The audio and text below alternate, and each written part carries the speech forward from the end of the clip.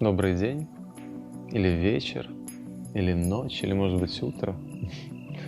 Но в любом случае я очень рад опять встретиться с вами. Мы сегодня подошли к очень сложной теме. К сожалению, в психологии современной есть одна, ну не то что недостаток, но некая одна пропущенная тема. Психология работает с нашими эмоциями, с нашими внутренними проблемами. И есть очень хорошие техники, которые позволяют с этим достаточно грамотно работать. Но есть один минус. Психология, к сожалению, часто не учитывает, что мы с вами являемся частью мироздания и включены в него через самые различные связи. И через эти связи на нас влияет жизнь.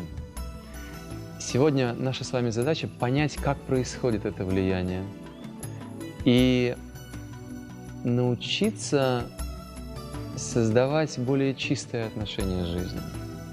Потому что если мы не будем очищать вот эти каналы своих взаимоотношений с жизнью, то постоянно эта грязь будет приходить к нам.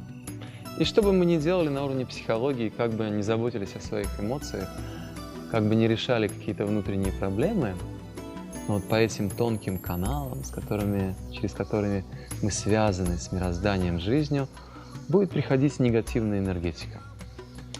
В общем, сегодня, проще говоря, мы говорим о самых разных сферах жизни. О еде, о сне, о режиме дня, о чистоте тела. Вам может казаться это скучным, но хочу вам сказать, что то, что вы узнаете, вы, как мне кажется, ни разу еще не слышали. Тема тренинга «Культура чистой жизни». Как в современных компьютерных играх, сегодня начинается игра второго уровня, с чем я вас и поздравляю. Мы с вами успешно преодолели первый уровень, и теперь выходим на второй уровень. Я уж не знаю, насколько вы успешно преодолели, но, по крайней мере, ходите до сих пор. Значит, что-то получается, или денег просто жалко, которые уже заплатил, я не знаю. В общем, сегодня мы начинаем говорить о свойствах реальности, в которые мы с вами пытаемся сделать свой путь. Иначе говоря, о законах мироздания, о том, как оно устроено. Потому что мы же в мироздании делаем свой путь, понимаете? Не в Краснодаре мы его делаем, и даже не в своей квартире. Мы его делаем в мироздании.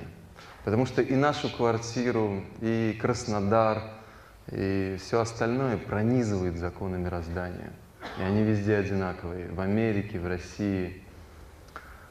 Одинаковые они везде. И в этом смысле очень важно это понять, что есть некие универсальные закономерности бытия. И их нужно обязательно учитывать, если мы хотим счастья. Потому что, еще раз, счастье — это событие нашего единства с этими законами, с этими закономерностями. Ну и также я обращу ваше внимание, что еще одно событие, к которому мы с вами стремимся — успех. К нему тоже на самом деле невозможно прийти, если нарушать законы мироздания. Люди думают, что успех зависит от того, что вот я какой-то сильный и способный. Отнюдь это не так. Если я действую вопреки законам мироздания, я никогда ничего не добьюсь. Но так или иначе, это большая тема, я что-то сейчас рискую. Надо как-то быстрее уже выруливать, а то вместо 1,5 часа получится 2. Ну, в общем, говорим об успехе, о счастье и о том, как быстрее всего до них дойти и не заблудиться по дороге. В общем, сегодня у нас урок географии. Мы хотим обсуждать географию или топографию окружающего пространства. Какие законы в нем действуют, что это за законы и как они проявляют себя в нашей повседневной жизни. Вот. Итак, вчера мы с вами говорили о душе, вводили такое понятие души и говорили о том, насколько важно иметь это знание. Потому что, не имея его, мы будем проигрывать самые различные ситуации жизни и не будем способны грамотно реагировать в каких-то событиях. Мы с вами вчера сказали о том, что мудрецы, описывая то, как устроена личность, они объясняют, что мы с вами являемся душой, джива, душа. И душа, она покрыта двумя оболочками материальными. Грубой материальной оболочкой, оболочкой физического тела, и тонкой материальной оболочкой, тонкое тело. Мы с вами хотим сказать, что есть всего два пути к счастью. Все очень просто на самом деле в этом мире. И всего два пути к успеху. Те же самые, что и к счастью. Один из них дает и успех, и счастье, а на втором мы все теряем. И еще раз, сегодня мы хотим разобраться вот в этой географии жизни. Потому что прежде чем прилагать какие-то усилия к чему-то, сначала нужно понять, в какую сторону более правильно это делать. То есть никакой путешественник, он не пойдет просто так, не имея хотя бы каких-то ориентиров. Никакой корабль не выйдет в море, если нет карты, если нет пути, если нет понимания цели, куда нужно плыть. Но мы с вами часто живем бездумно. Сегодня я хочу это последовательно доказывать. Мудрецы говорят, что природа души — это бхакти. С санскрита этот термин переводится как «любовь», «энергия любви».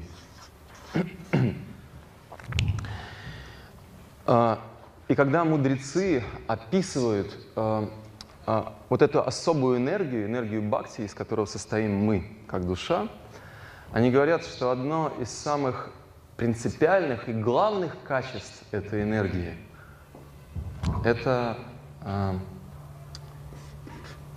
ананда.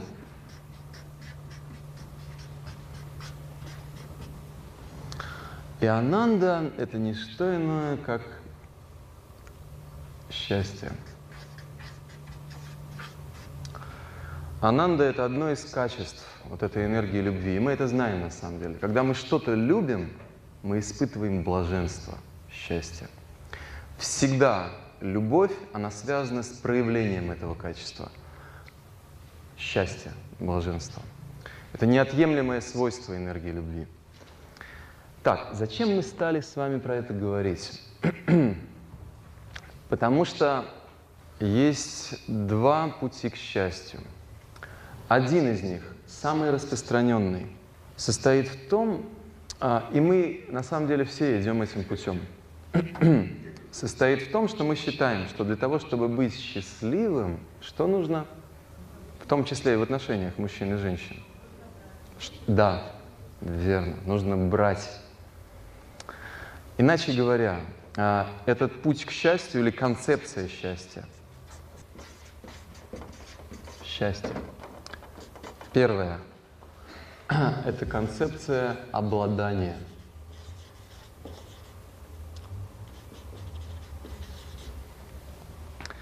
Причем обладание чем? Некими внешними предметами.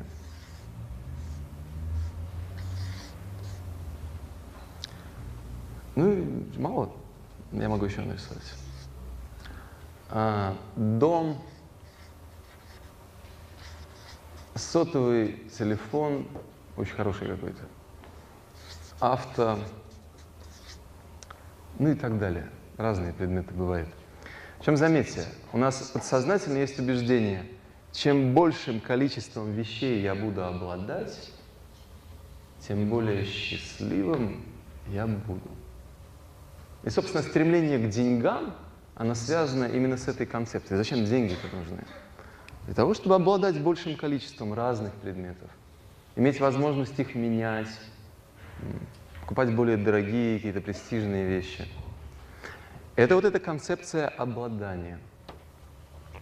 На самом деле вся современная цивилизация, она построена на этой концепции. Реклама, никакая бы реклама не действовала, если бы в нашем мировоззрении не было этой установки. Нужно взять самое лучшее.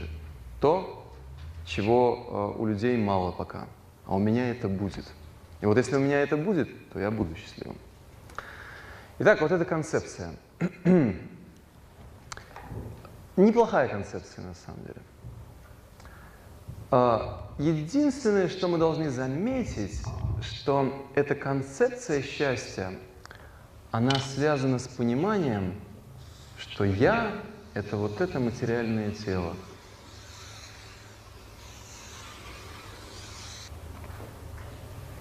Потому что если я материальное тело, и я хочу быть счастливым, то что я должен делать?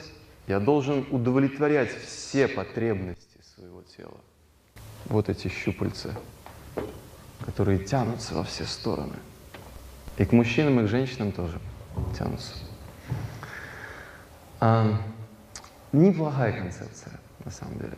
Очень последовательная, логическая концепция. Но несколько небольших недоразумений есть в этой теме. Вот в этих наших подсознательных убеждениях. Одно из этих недоразумений. В конце 2006 года, вернее, это был июнь 2006 года, возникли первые публикации о таком всемирном социологическом исследовании, которое провели британские ученые. Исследование было на тему, где живут самые счастливые люди. 178 стран вошли вот в эту выборку исследуемую. В июле 2006 года появились первые сообщения о результатах этого всемирного исследования. И осенью 2006 года интернет запестрил. Уже, знаете, такой обвал просто был публикаций. Итак, я хочу немного сказать о результатах этого исследования. 178 стран были исследованы, жители этих стран, уровень удовлетворенности жизни у них, уровень их счастья, иначе говоря. Там самые разные параметры включались как бы в это исследование. И страна, которая олицетворяет собой вот эту материальную концепцию счастья. Что это за страна? Соединенные Штаты Америки. Заняло, какое вам кажется место? Что-то уж совсем не любите американцев. 150-е. 150-е из 178 стран. Страна, которая последовательно воплощает в своей культуре вот эту идею, вот эту концепцию обладания материальными предметами, страна материального рая, 150-е место по уровню удовлетворенности жизнью людей. Они хотят больше. Не важно, что они хотят, важно, что они имеют при этой ситуации. И они имеют вот этот уровень неудовлетворенности. Практически все страны, развитые европейские страны, во второй половине списка. За 80-ми местами, иначе говоря. Это некий итог вот этой идеи, которая, может быть, в нашей голове очень крепко сидит. Я приведу еще несколько фактов. Что?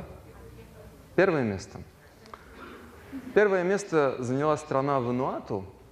Это островное государство, находится рядом с Австралией. И, пожалуйста, не думайте, что там живут папуасы. Папуасы, вануаты. Нет.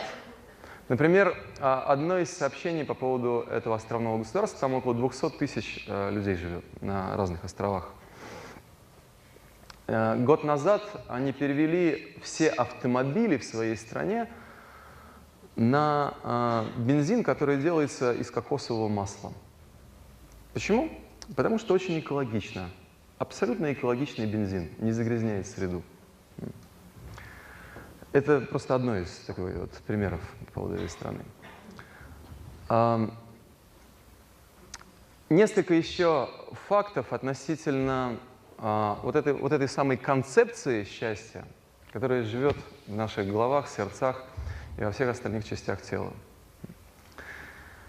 В той же Америке, в тех же Соединенных Штатах было сделано еще одно очень интересное исследование несколько лет назад. Социологи, психологи провели некое обследование такое, и они выяснили, что за последние 30 лет уровень жизни американцев вырос в несколько раз. Вот этот уровень жизни, уровень обладания, иначе говоря, уровень доступности, доступности материального счастья в несколько раз вырос. Но удовлетворенность людей от жизни снизилась на 60%. Итак, по этому второму факту мы видим прямую закономерность. Чем больше я наслаждаюсь свои внешние материальные чувства, живу вот на этом уровне как бы бытия, тем менее удовлетворенным я становлюсь внутри. Итак, в несколько раз вырастает благосостояние материальное, но уровень удовлетворенности жизнью падает на 60%. Вот эта тенденция за последние 30 лет в той же Америке, которая была исследована.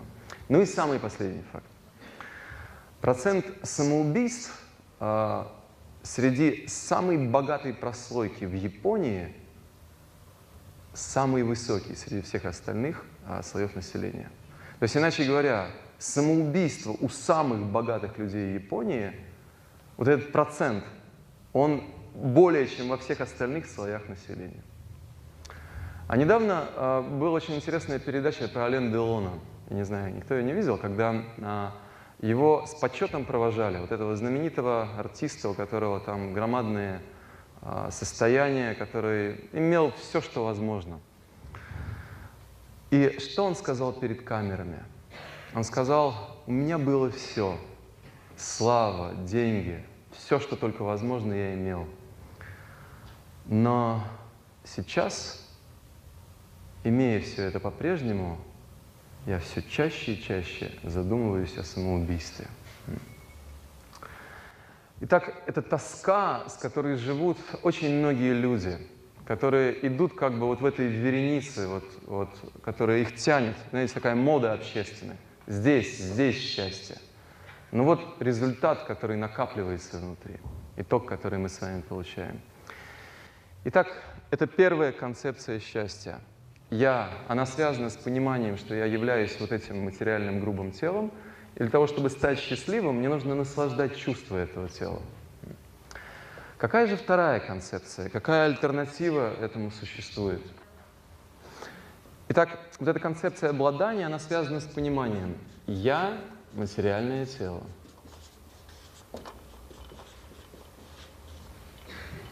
Простите меня, пожалуйста, я почти ругательно написал, но так получилось. Какая вторая концепция? Да. Итак, вторая концепция, она связана с другим отождествлением себя. Я — душа. То есть здесь также можно было написать: я не материальное тело, я — душа. Это даже более конкретно будет четкое указание. Итак, если я не являюсь этим материальным телом, если у меня есть это понимание, то я не буду счастья искать на этом уровне, потому что это не я. Например,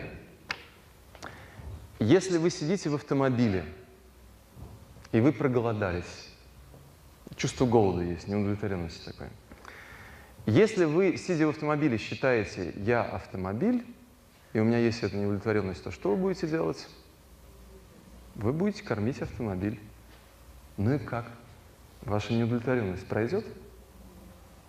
Но если, сидя в автомобиле, вы голодны, но вы знаете, что вы не автомобиль, а вы вот эта личность, то вы будете кормить самого себя. Вот. И вот сейчас мы с вами поговорим об этой концепции. Здесь понятно, что нужно обладать разными материальными предметами, нужно наслаждать свои материальные чувства. А здесь что? Скажите, пожалуйста.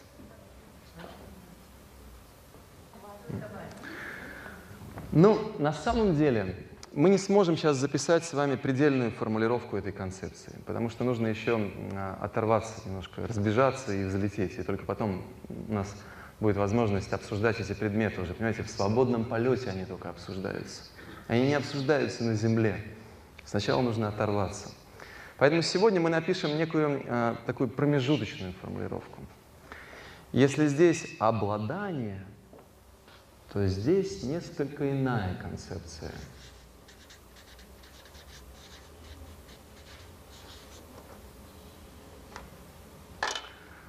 Очищение.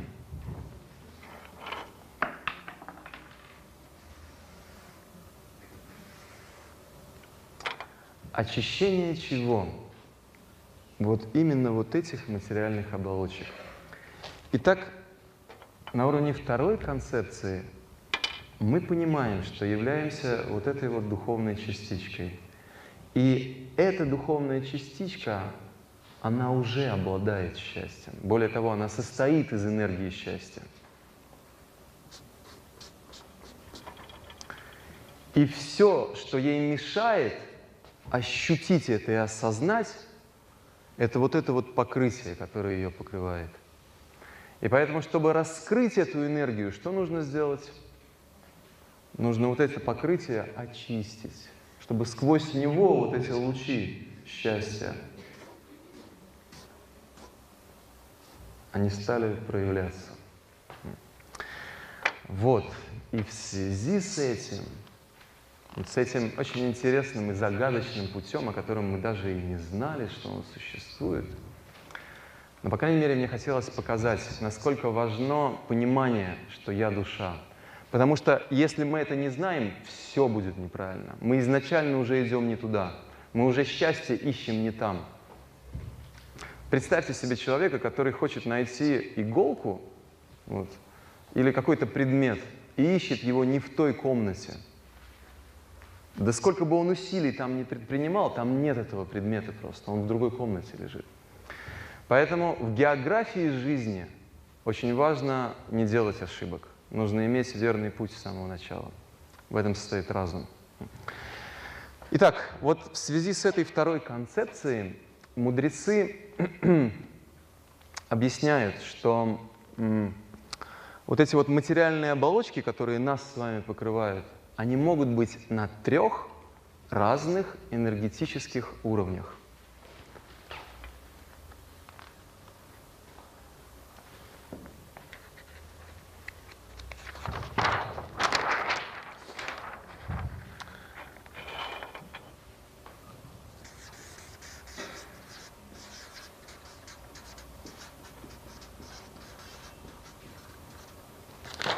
Итак, 3 разных энергетических уровня вот этих оболочек. Мы их сейчас напишем. Вот. Самый низший уровень называется тамас. Переводится как... Кстати, какое русское слово происходит? Тьма. Тамас — это санскритский термин, переводится как невежество. Зря здесь пишу. Здесь.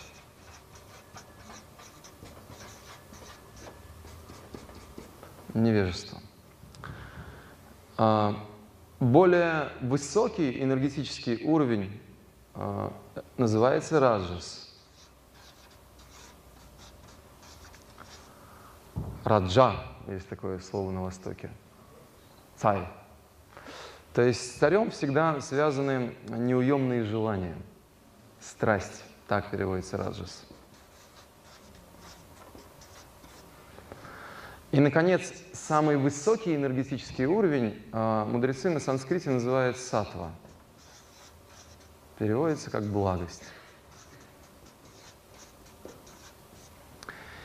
Если все это нарисовать схематично,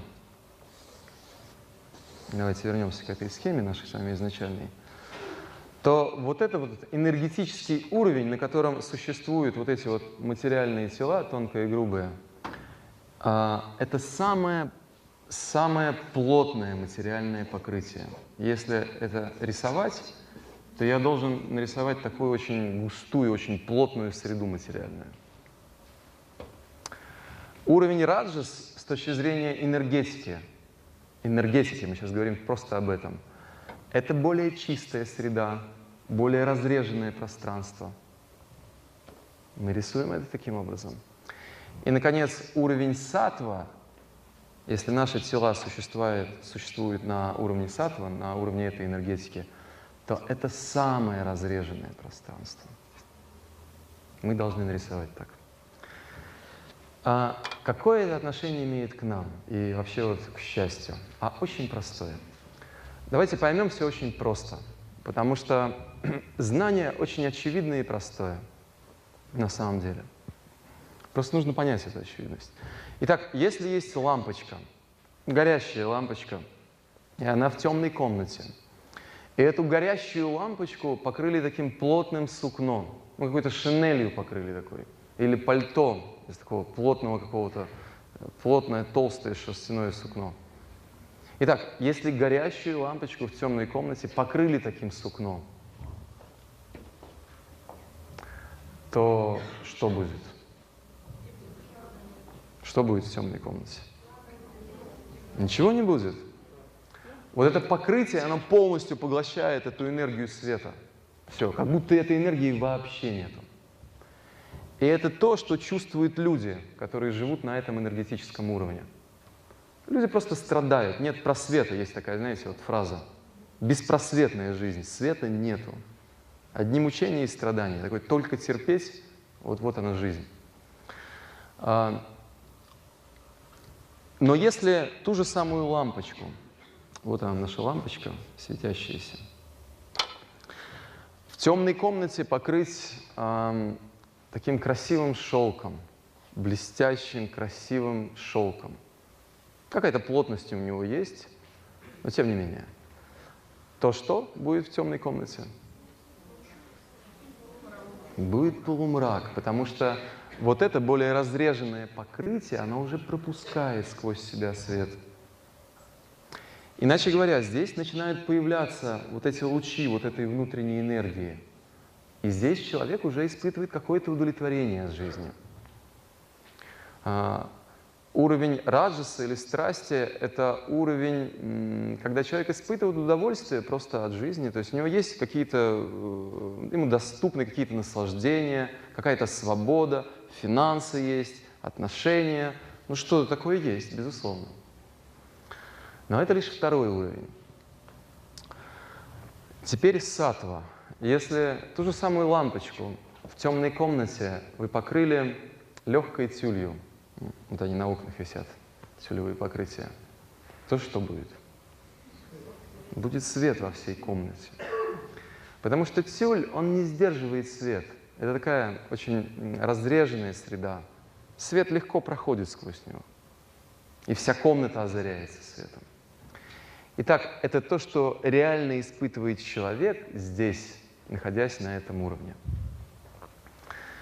Поэтому на самом деле вторая концепция счастья, которую мы обозначили, это путь очищения своего существования, предполагает, что мы не стремимся к тому, чтобы обладать разными предметами материальными вне себя.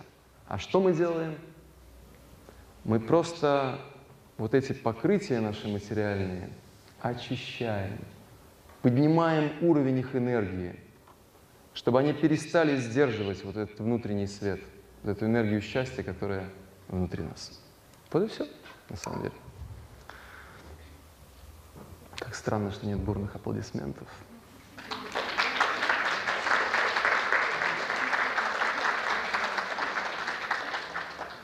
Теперь мы с вами будем обсуждать, как поднять уровень своей энергии до саттвы.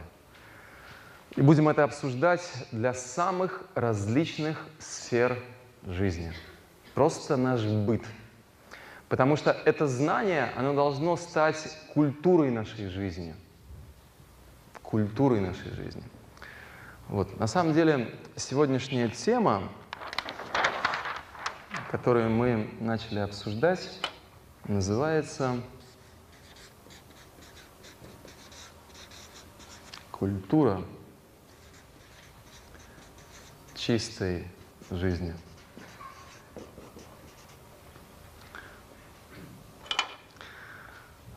Иначе говоря, это культура жизни на уровне энергии саттвы. Как действовать, как жить на уровне этой энергетики? Что это вообще такое? Давайте сделаем небольшую паузу в нашем разговоре и скажем, как энергия тамаса, раджаса и благости проявляется в нашем характере. Так запишите, пожалуйста. Тамас или невежество, вот эта энергия. Как мы можем узнать, что мы сделаны из такого вещества? Итак, это лень, депрессия, нежелание жить, неверие, что что-либо можно изменить в своей жизни и в своей судьбе, агрессия, злоба по отношению к другим.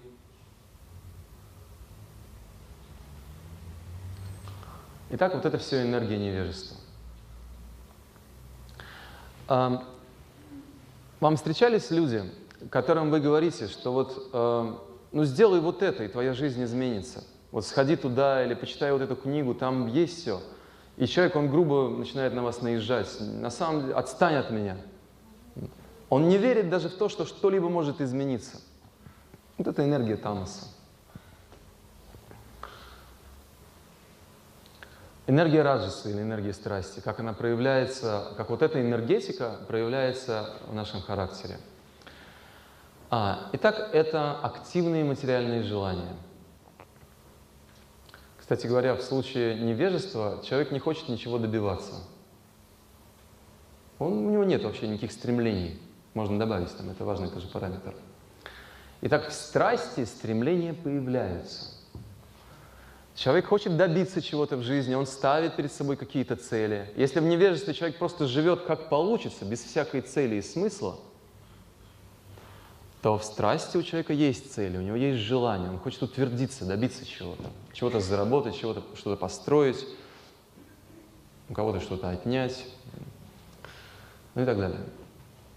Разные желания бывают. Активные материальные желания — это есть, это неплохо на самом деле. Тут появляется динамика жизни, есть вкус жизни, есть какая-то скорость, полет, здесь все уже есть. Тормозов, правда, нет, ну что делать? На более высоком уровне появится. Так вот, эти активные материальные желания, их проблема в том, что действительно нет тормозов. Что вот эта гордость или эго, я должен этого добиться, настолько сильными, что человек не склонен уважать законы Вселенной, он верит только в себя, в свои способности, в свою силу. Я добьюсь. Вот это убеждение, оно из этой энергии. И разные психологические трактаты, они написаны вот именно в этой энергии. «Думай и богатей». Наполеон Хилл. И ты достоин добиться всего, чего ты пожелаешь. Другая фраза таких психологических трактатов. Это вот эта энергия страсти. В общем, бесплатное приложение к этим активным материальным желаниям — это следующие качества внутри нас. Жадность, зависть, чувство соперничества с другими, у которых есть больше, чем у меня, и так далее. Это то, что действует в страсти. Цель оправдывает средства. Это тоже лозунг вот этой энергии. Если наше сознание, оно проявлено в этой энергетике, то мы будем говорить вот этими убеждениями. Поразительная вещь, насколько вот... Ну ладно, мы, может быть, чуть позже об этом поговорим. Но тем не менее, сейчас все больше и больше бизнес понимается как вот именно вот по этой модели. Цель оправдывает средства.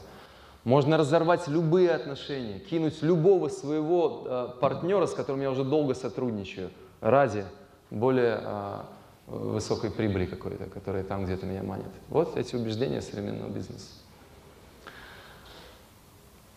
Третье, саттва.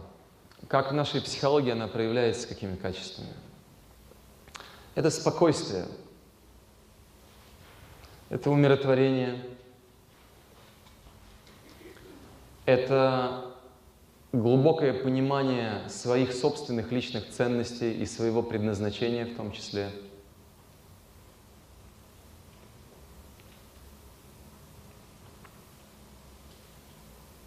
Итак, это некая внутренняя гармония, внутренняя удовлетворенность. Это саттва, это энергия благости, так как она проявляется в нашем характере.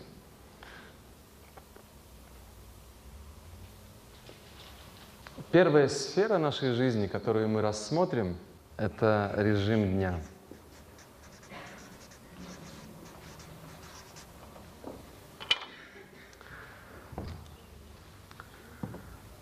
Какой режим дня является правильным с точки зрения законов мироздания? Вот что нас интересует. Потому что, еще раз, счастье — это гармония с законами мироздания. Когда мы действуем в соответствии с законами мироздания, то это вот этот вот самый чистый уровень энергии. Не приходит каких-то возмущающих факторов в нашу жизнь. Итак, режим дня. Мы с вами просто обсуждаем.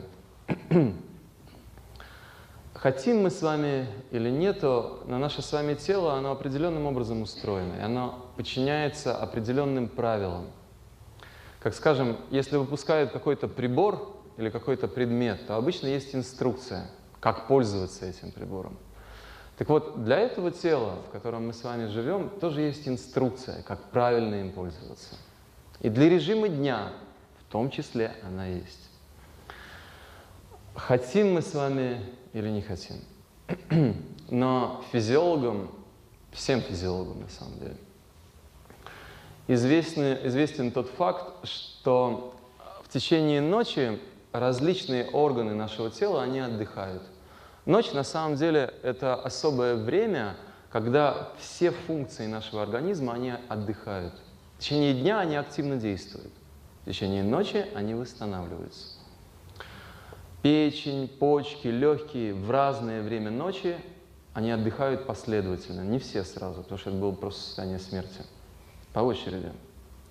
Это не значит, что сердце останавливается там в какой-то момент и отдыхает. Нет, оно продолжает биться, но, знаете, так, в полурежиме, с минимальными энергетическими затратами. И физиологам известно, что центральная нервная система, иначе говоря, центральный компьютер, который управляет всеми функциями организма, он отдыхает всего 2 часа ночью. Есть особое время, которое выделено по законам космоса для того, чтобы центральная нервная система восстанавливалась. Это время с 22 до 24 часов. Вот этот отрезок.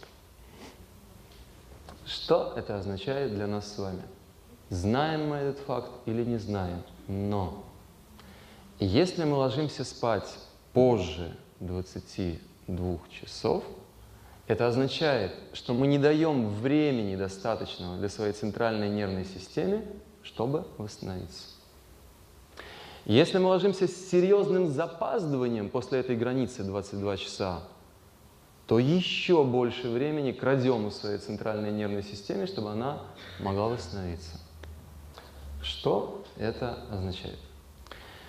Например, такая знаменитая авария, как авария на Чернобыльской АЭС, на 5-м блоке Чернобыльской АЭС, произошла почему?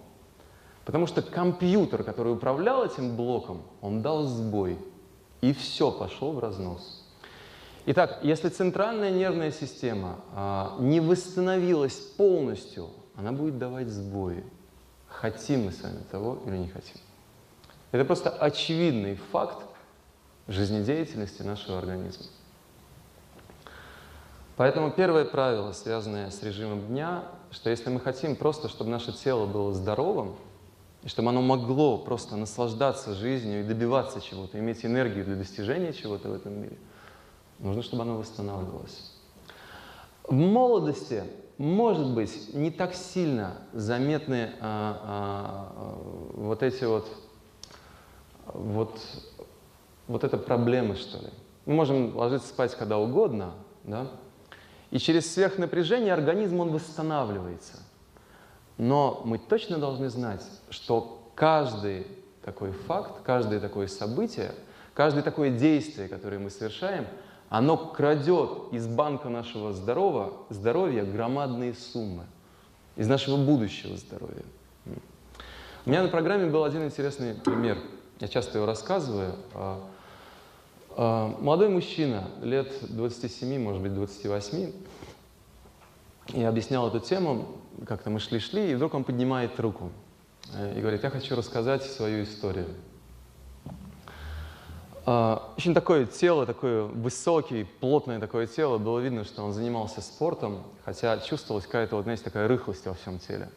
Это вот чувствуется, да, когда человек серьезно сдает после этого, после активной физической нагрузки. Это заметно как бы вот во всем. Он рассказал, что с 19 лет я пошел работать в ночную охрану. Это было режимное предприятие и хорошая зарплата, и он дежурил просто по ночам. Вот. Примерно через 3-3,5 года после этого у него стали появляться какие-то такие вот мысли, что нужно сменить работу. И вот как-то периодически это изнутри приходило, но он не придавал этому серьезного внимания. Был вот этот ум, свое понимание, что правильно, что неправильно, хорошая зарплата, зачем суетиться, работа не бей лежачего и все остальное, зачем что-либо еще. Но вот эти мысли стали все чаще и чаще приходить как-то вот, и он их все чаще и чаще вынужден был отгонять. В общем, короче говоря, в возрасте 25, по-моему, он сказал, лет, я получил первый инфаркт. Его свалил инфаркт, 1,5 месяца он провалялся, восстанавливаясь, 3 месяца он не вставал вообще. И потом потихонечку как-то восстановился. И когда он более-менее пришел в себя, встал выбор, на какую работу пойти. Была та работа, где большая зарплата, и ничего особенно делать не нужно. Но внутренний голос, вот это внутреннее какое-то убеждение, не делай этого ни в коем случае, оно тоже было. Тем не менее, своим сильным разумом он глушит этот внутренний голос и идет опять на эту работу. Через 1,5 года после этого он получает второй инфаркт. Он стоял, смотрел на всех и говорил: сейчас я инвалид 2-й группы. Я хожу с палочкой, мне 27 там, с чем-то лет или 28. Хотим мы с вами или нет, но определенные законы есть. Для кого-то из нас вот эти физиологические законы, они будут действовать очень сильно, потому что некий такой запас организма, он более слабый по энергетике. Для кого-то это будет не так заметно, потому что запас, значит, такая толстокожесть есть. Не так заметно. Но мы должны все равно понимать, что если мы нарушаем этот закон, мы крадем у своего здоровья громадные суммы. Из своего будущего крадем. Хотим мы того или не хотим. Итак, это что касается отбоя. Теперь, что касается подъема. Вставать нужно тогда, когда встает все живое.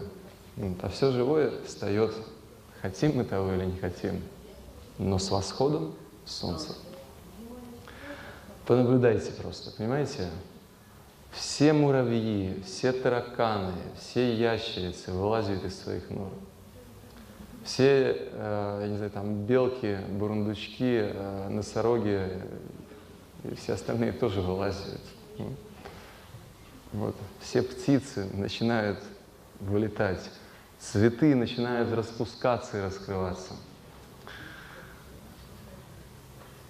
Есть только одно существо, которое назвало себя царем природы, чтобы не вставать по утрам рано. Потому что царям закон не писан. Цари, они сами издают указы. Вот. И указы, которые мы все время издаем себе, они примерно такие. Завтра солнце встанет в 11 часов дня. И мы зашториваем шторки и заводим будильник на это время. Потом думаем: нет, в 11 слишком рано ему вставать. В 12 встанет дня. И переводим стрелку. Мы же управляем своей жизнью. У нас есть такая свобода, как мы считаем. К чему это приводит? Вот эти самые энергии тамаса, раджаса и саттвы, иначе говоря, невежества, страсти и благости, они сменяют друг друга в течение суток. Это просто биоритмы Вселенной. Итак, энергия благости, ее отрезок времени, когда она активно действует, это примерно где-то с 3 утра и до 9 утра. Вот этот отрезок времени, когда энергия благости, она проявлена в окружающем пространстве. Так достаточно просто выйти утром, даже в 6-7 утра, даже в городе. И что вы чувствуете? Какая атмосфера вокруг? Вот атмосфера вот этой вот, понимаете, благости, гармония, тишина, спокойствие, умиротворение. Просто вот хочется стоять и вот наслаждаться этим, даже в городе. Вот. Примерно с 10 утра начинает активно включаться другая энергия. Это энергия страсти. И все начинают бегать, заметьте. Бегают настолько, что уже втыкаются в друг друга, какие-то пробки такие, машины, все такое. Все орут, кричат, жадность, зависть, соперничество. Вот вся эта энергия пошла.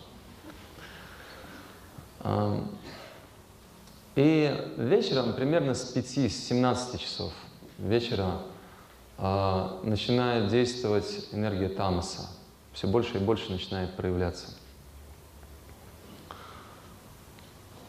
И энергия тамаса, обратите внимание, уже трудно вечером, голова соображает. Как-то что-то так все менее поворотливым становится. Хочется как-то отдохнуть, уже меньше активных каких-то усилий прикладывать.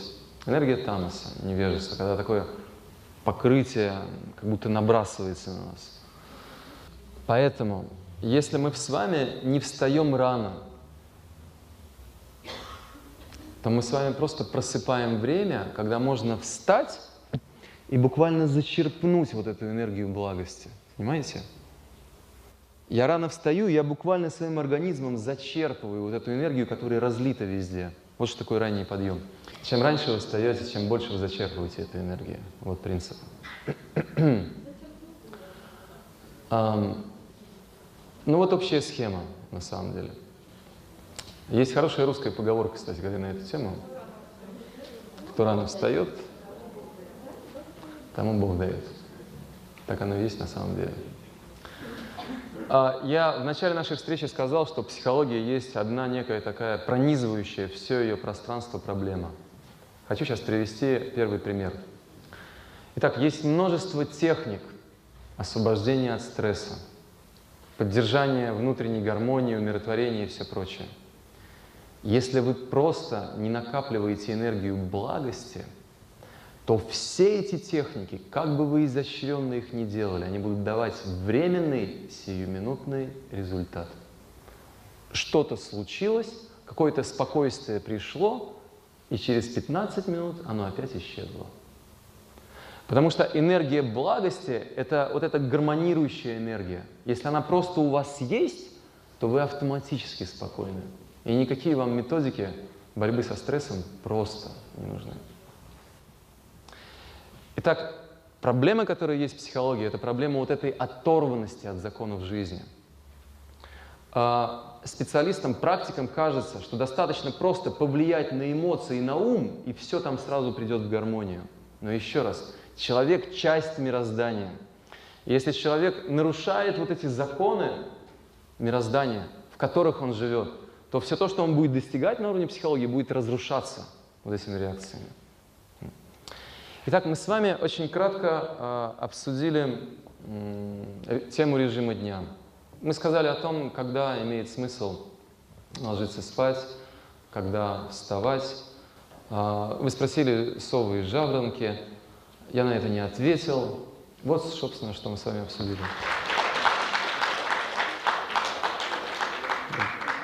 Поэтому, чтобы вы уж совсем как-то не считали за зря потраченными свои деньги, я, конечно, отвечу на этот вопрос. Совы. Субстанция номер 3. Жаворонки. Субстанция номер 1. Все. Все это правильно. Просто вся эта теория о совах, которые должны спать долго и надежно, не откликаясь ни на какие позывы, ни извне, ни изнутри, И также теория о том, что есть жаворонки, которые утром, знаете, вскакивают и начинают порхать сразу. Это правильная теория. Единственное, что стоит добавить, что вот эти характеристики совиности и жаворонковости — это временные характеристики. То есть, если вы сова, вы можете это изменить и стать легкой птицей-жаворонком, если захотите. Это то, что может сдвигаться, это то, что относится к нашей временной природе. Поразительный случай был на одной программе, когда через пару встреч вот после этой темы одна девушка в самом начале встала и попросила микрофон и стала рассказывать. Она стала говорить: «Я всю жизнь считала себя беспробудной совой». И она стала говорить, что меня не могли добудиться вообще ничем. Ни криками, ни тормошением, ни каким-то поливанием. Иногда меня просто одевали сонную и выводили вот так под руку из квартиры. Вот так она надежно спала. Просто услышав вот эту информацию, в течение 2 дней после этого она вставала в 5 утра, и она стала рассказывать: это поразительно, что я чувствую в течение всего дня. Громадный прилив энергии. Просто уровень какого-то счастья. Я постоянно радостный и счастлив, мне хочется делать и что-то. Неужели это так просто? Это так просто. Если мы начинаем жить в соответствии с законами мироздания, то вот эти изменения жизни становятся очень простыми и быстрыми. Что и раньше мешало вставать? Вот эта убежденность: совы есть, а я сова. О чем может идти речь вообще? И вот это убеждение изнутри, оно создавало реальность, в которой действовал ее организм. Когда она просто в процессе вот этого внимательного слушания на этой программе, она получила эту некую новую систему убеждений, что, оказывается, это не некая такая, знаете, константа, которую не сдвинешь. Потому что на самом деле есть более прекрасная среда. 2 дня просто автоматически она вставала в 5 утра. Достаточно просто было изменить систему ценностей. У некоторых из вас это не получится. Потому что запас энергии номер 3 может быть настолько надежным, что сколько не меняю убеждения, все равно там, знаете, торможение такое изнутри будет. Да, нужно потихонечку прибавлять. В месяц по 5 минут сдвигать. Ну или по 4 минуты. Ну какой-то путь нужно наметить просто. Если вы хотите выйти просто вот из этой энергии. Потому что если вы живете в этой энергии, на уровне режима дня, вы будете иметь вот этот характер. И иметь разные другие поражения, которые связаны с этой энергией. Вот. Ну вот, собственно, вкратце тема режима дня. Я хотела спросить, вот я изменила, допустим, переехала с другого места, время изменилось на 7 часов. Это как-то влияет? Нет, конечно, это влияет, потому что... К какому режиму, или, может быть, как-то медленно переходить, или как это? Вот скажите, пожалуйста, вот, допустим, вы переехали из места, где было солнце, и вы переехали в то место, где идет дождь и сильный ветер, то вот как вам почувствовать себя более комфортно в этой новой ситуации? Зонтик нужно раскрыть, да? То есть нужно приспособиться к этой среде. Потому что если я буду жить в той системе координат, я промокну вся и замерзну. То есть нужно жить в соответствии с той средой, в которую вы попали. Это же очевидно. Поэтому вам нужно жить с той ситуацией, в которой вы сейчас оказались. То есть, иначе говоря, мы с вами живем по Солнцу. Я приведу вам простой пример. Допустим, вот есть там какой-то, я не знаю, дятел. Он жил где-то там на севере, где солнце вставало в такое-то время. Вы взяли этого дятла и перевезли в европейскую часть России. Он что, будет теперь просыпаться на 7 часов позже? Мы с вами солнечные существа. То есть в том смысле мы живем по закону Солнца. Смотрите, ночью мы спим, когда Солнца нет, а днем, когда оно есть, мы активно действуем. Солнце управляет нашей жизнью. Режим дня должен быть выстроен в соответствии с этим. Следующая тема, которую мы обсудим в рамках вот нашего с вами освоения культуры чистой жизни, это тема чистота.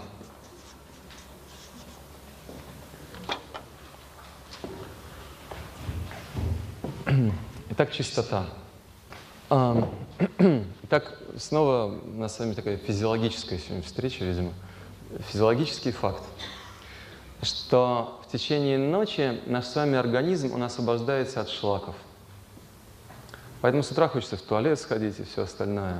То есть идет самоочищение внутреннее. Днем мы активно усваиваем все, ночью организм освобождается активно от этого. И вот это отделение шлаков, оно идет происходит в разных процессах. Сказал как-то так странно, ну ладно. В общем, происходит через разные системы, выделяются шлаки. И одна из них — это поры на коже. Через них выделяется вот все то лишнее, что там есть. Поэтому кожа с утра, когда мы просыпаемся, она немножко липкая, можем заметить это. Да? Нужно мыться с утра.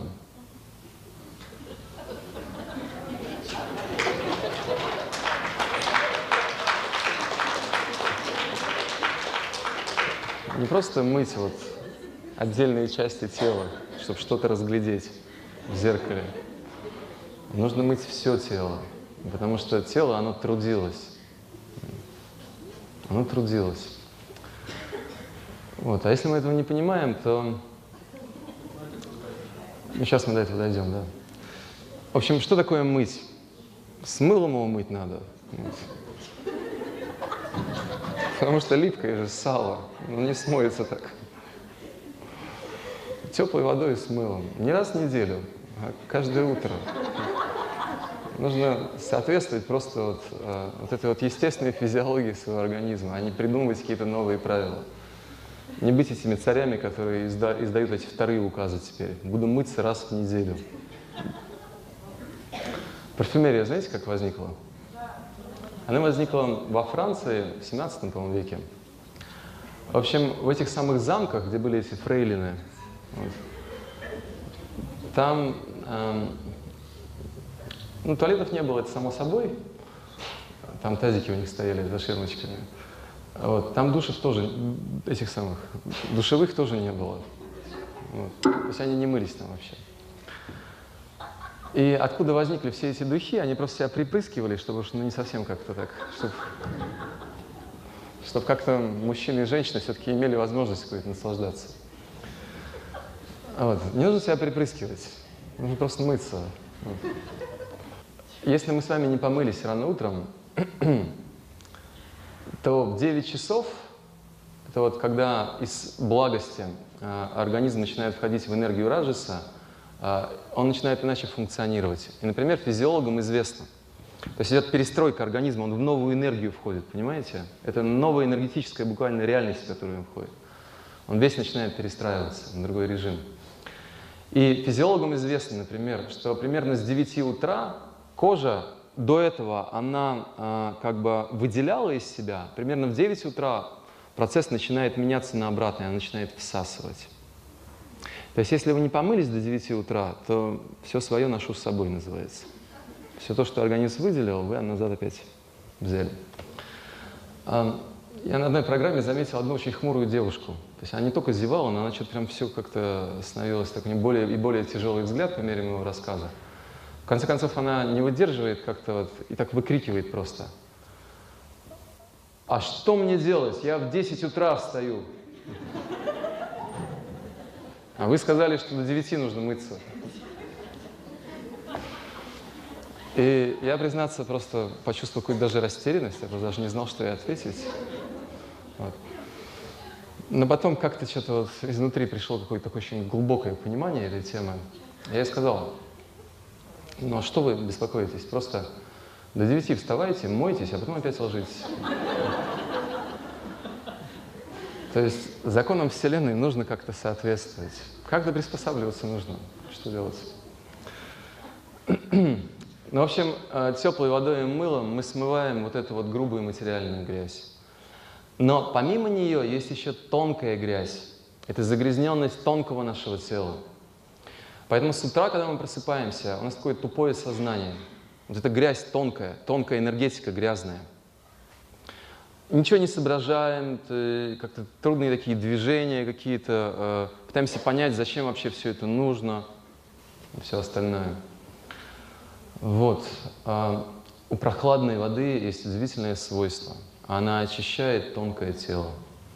Если просто после теплого душа и мыла вы делаете прохладный душ, вы удивитесь тому, что произойдет. Вот сразу, моментально это ясность и бодрость, как вспышка. Это просто законы.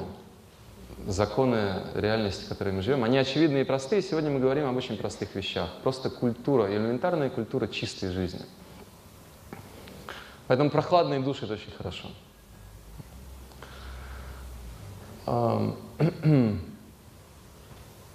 Нижнее белье тоже нужно менять по утрам.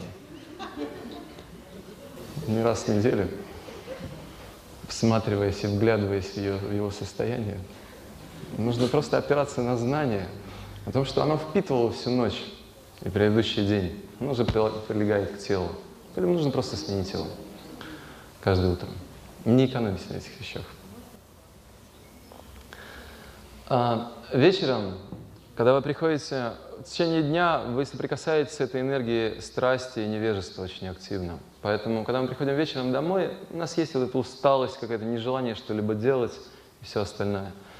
И иногда, а может быть часто, мы мучаемся в течение всего вечера, ожидая, когда же наконец наступит ночь. Не нужно мучиться. Придите домой, просто примите прохладный душ, и вы удивитесь тому, что произойдет.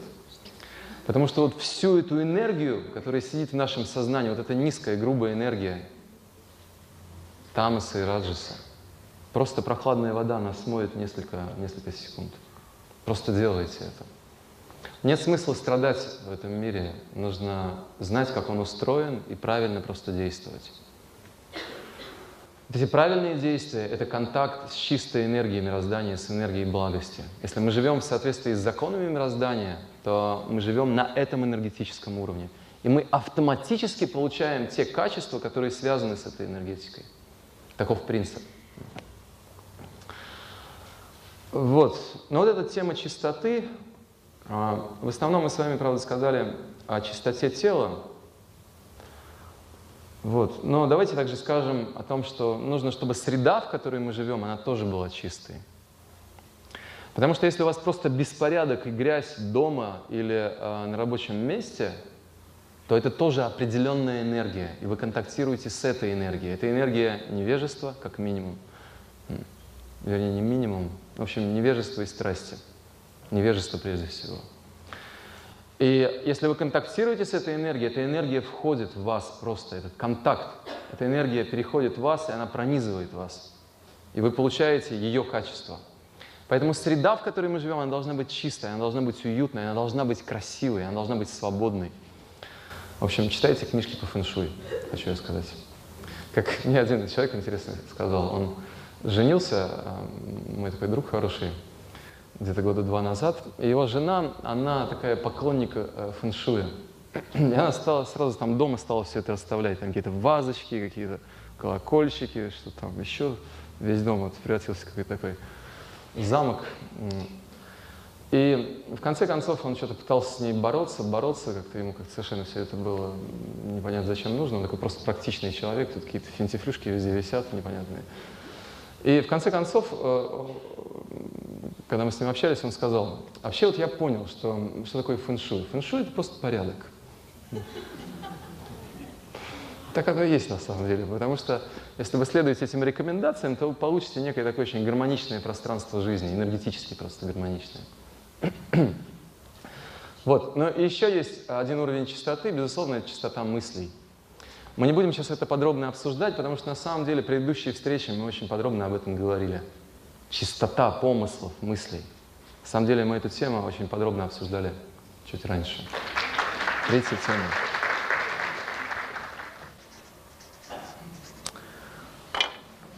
Третья тема – пища.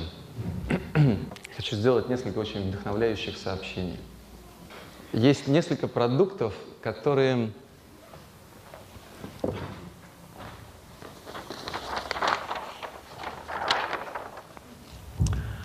которые являются такими носителями самых низких проявлений энергии невежества. Ой, ну уж простите меня, пожалуйста. Я даже здесь напишу, чтобы потом перевернуть это.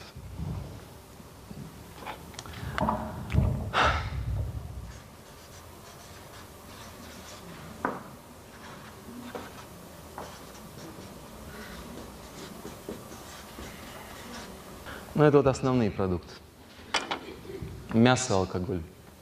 Опять, можно что угодно говорить об этой теме, там, вегетарианство, не вегетарианство, но вот просто это факты энергетические. Это продукты, которые несут вот эту энергию. Недавно был тренинг, несколько людей настолько... Я на тренинге обычно прошу людей, на двухдневном тренинге, вот на втором, не на этом, чтобы у нас активная такая работа в течение 2 дней с психотехниками. Я прошу, чтобы просто они исключили вот эти продукты из своего рациона. Несколько человек поразились просто тому, что они почувствовали в конце. Вот это ощущение чистоты такой, что... Потом мне женщина одна рассказывала, она пришла в мясо, не в мясо пришла, а в магазин. Вот.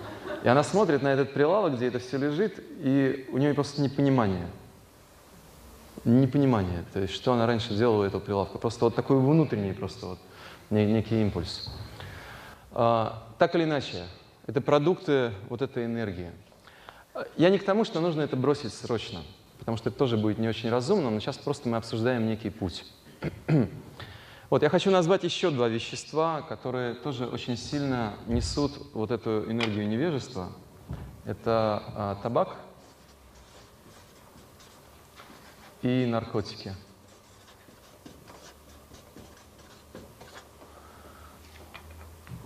Вот наши враги основные в пище.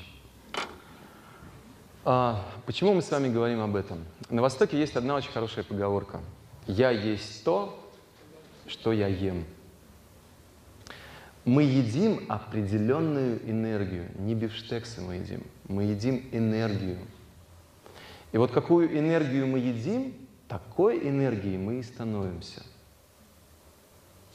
Поэтому еще раз, сколько угодно можно применять эти разные методики восстановления внутренней гармонии и борьбы со стрессом, но если во всех остальных сферах жизни я не ставлю эту защиту от энергии невежества, то она будет входить в меня и будет разрушать вот то спокойствие и гармонию, которую я создаю при помощи психологических техник у себя.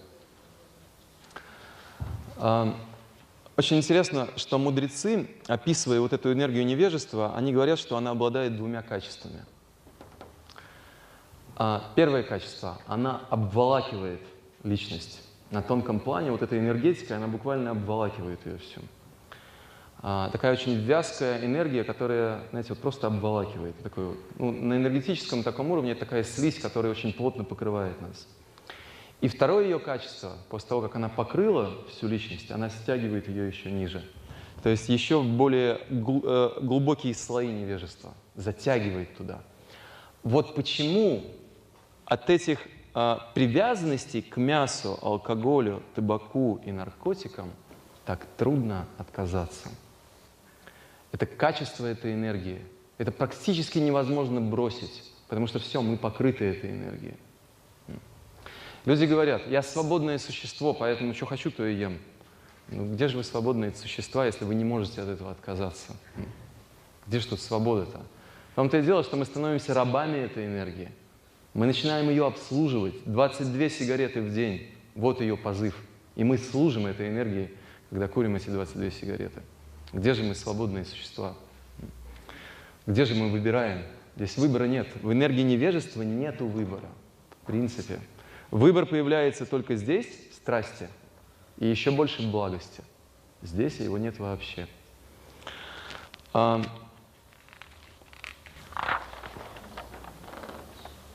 Мясо, кстати говоря, вообще не переваривается внутри нас, к слову сказать. Это один из самых сложно расщепляемых продуктов. Поэтому у животных, которые едят мясо, у них очень короткий кишечник. 3-4 метра. Потому что высасываются основные питательные вещества, и потом оно выкидывается. Но у человека кишечник примерно в 3 раза длиннее, в районе 8-9 метров. Поэтому, когда туда попадает этот продукт, там происходит одна очень интересная реакция. Он идет долго через этот кишечник, а там тепло. И это все начинает разлагаться. И вот эти шлаки, они начинают буквально покрывать вот эту внутреннюю стенку кишечника. Вот этот яд, шлаки. И потом это впитывается в кровь и разносится по всему организму. Вот поэтому, если вы читаете какие-то очистительные системы, то везде, во всех системах вы читаете, что процесс очищения организма начинается с чего? С очищения толстого и тонкого кишечника. Потому что здесь вот основа загрязнений нашим неправильным питанием. Все эти камни в почках и все остальное, отсюда это возникает. Это вот эти непереваренные остатки, которые там вот шлакуются и так далее. Вот. Теперь, если немножко сказать о пути к вегетарианству, в чем он может стоять. Я еще раз хочу сказать, что вы не сможете рывком это преодолеть, если говорить о мясе. Вегетарианство – это просто выбор разумных людей, которые хотят быть здоровыми. Сделайте постепенный путь, но ешьте его меньше просто. Или перейдите на рыбу или на птицу. Здесь кармическая нагрузка более легкая. Это более такие, звучит, конечно, странно, но тем не менее, более высокие планы энергии невежества. Лучше соприкасаться с ними. То есть выстроите какой-то путь. На самом деле, меня недавно угостили колбасой соевой. Вот. Я подумал, ничем не отличается. То есть я 10 лет уже это все не ем. Ну, какая-то память такая всплыла. Удивительно. Один и тот же вкус, на самом деле. Один в один просто. Там нет мяса. Просто по цвету, по запаху, по вкусу идентично абсолютно. Я подумал, чего-то не хватает. Вспомнил, да, не хватает бутылки рядом еще. Ассоциации такие всплыли. Ну, в общем, короче, это можно заместить. Если есть желание, то вы эти вкусы все можете заместить. Мы с вами едим, мы хотим наслаждаться. Вот наша потребность. Но если мы едим вот эту пищу, вот эту энергию, то на самом деле мы наслаждаться не можем. Потому что вот эта энергия невежества и страсти, она просто покрывает наши рецепторы, в данном случае вкусовые, мы говорим о питании. И это подобно следующему. Вот представьте ситуацию, что вы хотите ощутить вкус пищи и одеваете такой какой-то кожух себе на язык, и сквозь этот кожух пытаетесь почувствовать вкус. Невозможно. Вот точно так же, если мы едим грубую пищу, наши вкусовые рецепторы, они покрываются грубой энергией. И обратите внимание, для того, чтобы испытать вкус, что нужно есть? Нужно есть очень резкие вкусы. Скажем, что такое вкус водки, например? Ну, если так немножко со стороны посмотреть. Это что-то вообще невозможное, но это пробивает, понимаете? Такое чувство пробивает, дошло немножко. Пища должна быть такая очень резкая, какие-то резкие запахи. Здесь пища, она немножко другая, она тоже такая резкая, но здесь такое очень острое, очень кислое, то есть тоже нужно немножко пробивать вот эти рецепторы. Но если вы очистили свой организм, то вот здесь открывается просто, знаете, вот палитра вкусов, гамма вкусов. И рецепторы очищаются. Они способны воспринимать тончайшие оттенки пищи. Вы можете испытывать необыкновенное чувство наслаждения, если ваш организм очищен просто от пищи. Потому что доступны вот эти вот мельчайшие нюансы. Ну вот так это устроено, понимаете? Вот. Это искусство, как наслаждаться, искусство, как быть радостным. Мы обсуждаем эту тему сегодня. К сожалению, эта тема совершенно не проявлена в современной литературе, но мы обсуждаем сегодня именно эту тему. Как испытывать радость и счастье от жизни, а не просто пытаться выбивать какие-то маленькие искорки из того, что получается. Ну вот это вкратце тема питания. Чтобы не смущать вас, я закрою это все. Только одно напоминание здесь останется: пища Но кто-то может сразу забыть, у вас такая возможность остается.